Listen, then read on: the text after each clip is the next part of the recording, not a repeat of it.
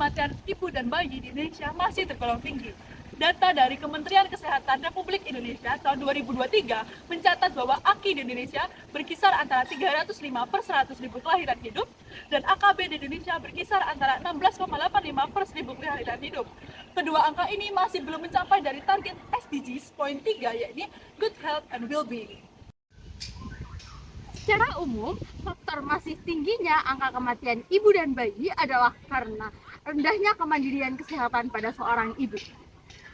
Kemandirian kesehatan menjadi salah satu peran penting yang menunjukkan sehat atau sakitnya seorang ibu tersebut. Masih rendahnya kemandirian kesehatan pada seorang ibu menunjukkan indikasi bahwa Indonesia masih belum bisa mencapai target Indonesia Emas 2045. Perkembangan teknologi setiap tahunnya mengalami peningkatan. Hal ini tentu menjadi sarana bagi kita dalam upaya peningkatan kemandirian kesehatan. Salah satunya melalui mobile health atau aplikasi kesehatan. Aplikasi kesehatan yang berkembang di Indonesia sudah cukup banyak. Akan tetapi, banyaknya aplikasi kesehatan tidak dimaksimalkan penggunaannya oleh para ibu hamil. Hal ini dipengaruhi oleh beberapa faktor, seperti kurangnya fitur aplikasi, tidak terintegrasinya dengan berbagai pihak, serta rawannya kebocoran data. Dari permasalahan tingginya angka kematian ibu dan bayi di Indonesia, serta kurangnya pemanfaatan aplikasi kesehatan ibu hamil, dengan ini kami, dengan saya sendiri, Muhammad Adawilan sebagai Ketua Tim, Saya Amelia Afril sebagai anggota 1, Saya Nadia Hanifan sebagai anggota 2 mempersembahkan karya inovasi dengan judul Smart Mom. Aplikasi digital terintegrasi berbasis healthcare dan information system sebagai peningkatan kemandirian kesehatan guna menurunkan angka kematian ibu dan bayi menuju Indonesia Emas 2045. Dari latar belakang tersebut dapat ditarik rumusan masalah, yaitu yang pertama, bagaimana rancangan aplikasi serta fitur-fitur Smart Home, dan juga bagaimana prospek pengembangan dari aplikasi Smart Home.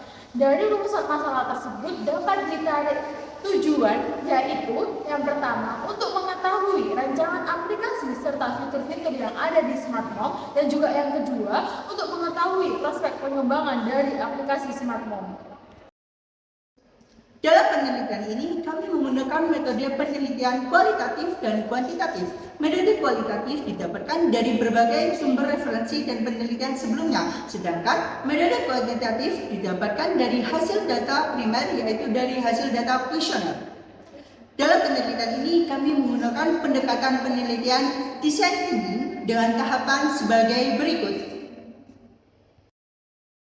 Berikut ini merupakan tampilan interface dari aplikasi Smart Home.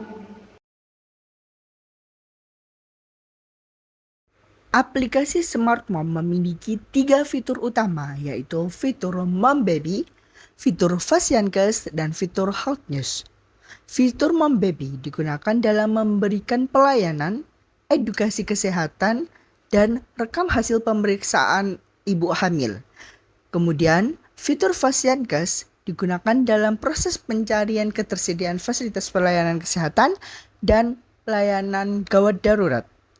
Kemudian, fitur Health News berisikan tentang artikel, berita seputar edukasi kesehatan untuk ibu hamil dan bayi.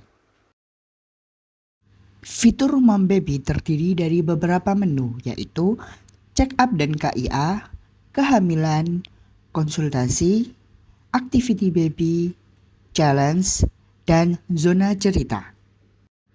Fitur Fasiankes terdiri dari menu posyandu, puskesmas, rumah sakit, dan call center.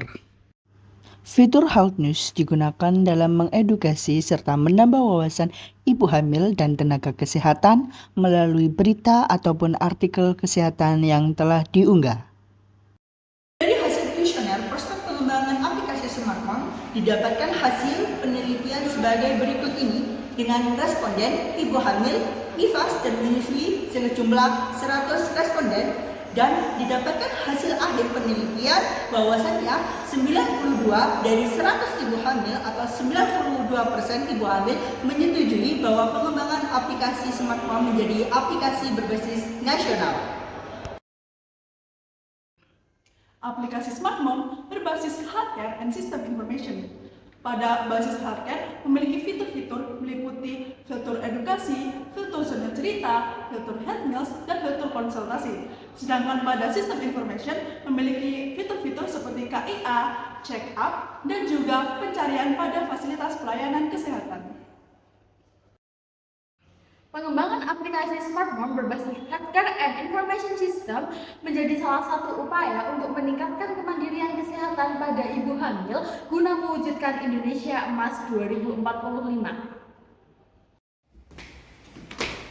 Smart Mom, capai kemandirian kesehatan, wujudkan Indonesia Emas 2045.